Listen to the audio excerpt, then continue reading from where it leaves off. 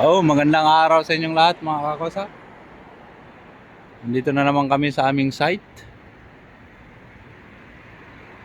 Ang gagawin po namin ngayon mga kakosa ay magbabaklas kami ng salamin. Yun, malaki na yun. Tapos yun, kung nakikita nyo, basag. Yan. Basag po yan, kaya magpapalit tayo ng salamin. Yan.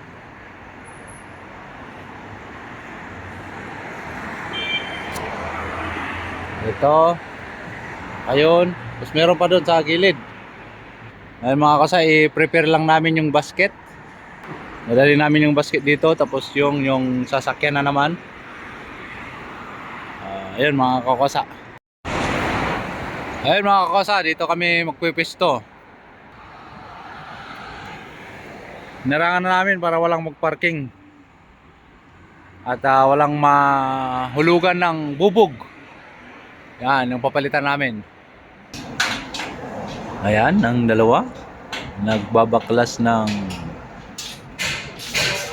basket dahil ililipat namin sa labas.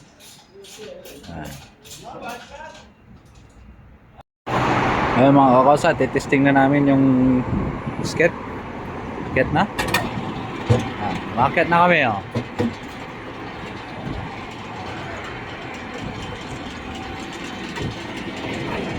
Sa baba.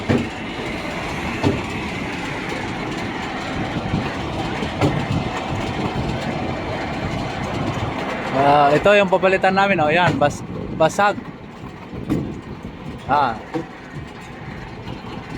Yan po ang structural na salamin.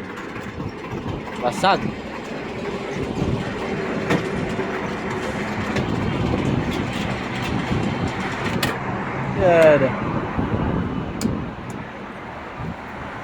Yan. Basag oh. Papalitan namin yan. Ang laki. Yan.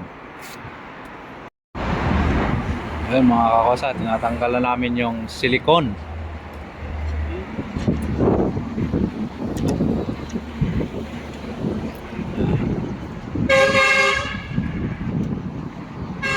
Ayun.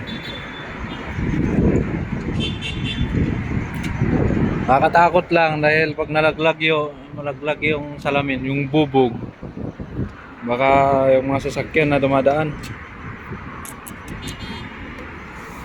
Kaya doble ingat. Yan. Tapos ang laki-laki pa nitong salamin, ang taas.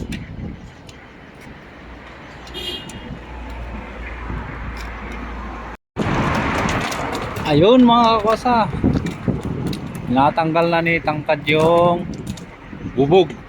Yun. Yan kadelikado. Tapos lagay sa timba. Yan.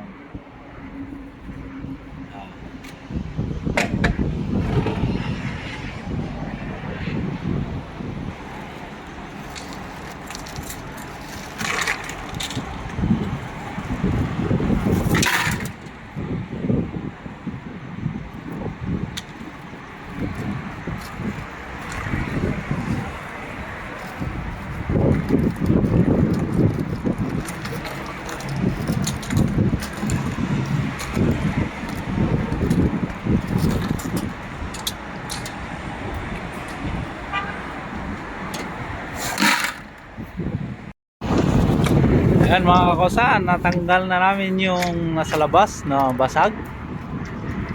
Pero yung kasi double yan, may isa pa dun sa loob, kailangan din tanggalin yun. Pero ang problema namin, nasa loob kasi naipit ng cladding, mahirap tanggalin.